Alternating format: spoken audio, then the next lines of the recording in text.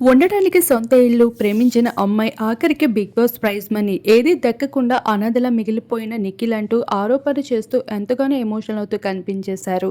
అందరికీ తెలిసిన విషయమే, బిగ్ బాస్ రియాలిటీ షో లోపలికి అడుగుపెట్టిన తర్వాత ఎంతోమంది కంటెస్టెంట్స్ ఎదుగుతూ పోతే ఇంకొంతమంది పాతాళానికి పోతూ వచ్చేశారు. అందులో నిఖిల్ పేరు కూడా ముందుంటుందని చెప్తున్నాడు సన్ముఖ్ తర్వాత. అయితే బిగ్ బాస్ హౌస్ లోపలికి వెళ్ళిన నిఖిల్ అన్నీ కోల్పోయాడంట. బిగ్ బాస్ హౌస్లో ఇచ్చిన ప్రైజ్ మనీ కూడా మొత్తం చేతికి ఇవ్వకుండా అందులో ట్యాక్స్లు అవంటూ ఇవంటూ మొత్తం కట్ చేసి చేతికి చెప్ప మాత్రమే మిగిల్చారు అంటూ చెప్పుకుంటూ వచ్చాడు.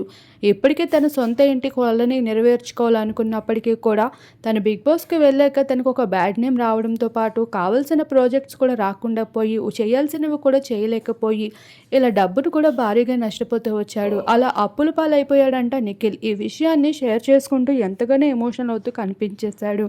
ఇక కావ్యతో మళ్ళీ ప్యాచప్ అవ్వాలని ఎంత ప్రయత్నించినప్పటికీ నిఖిల్ ప్రవర్తనలకి విసిగిపోయిన కావ్య అయితే ఇక మొత్తానికి బ్రేకప్ చెప్తూ ఇక తనతో ఆమడ దూరాన్ని ఉంటూ వచ్చేసింది.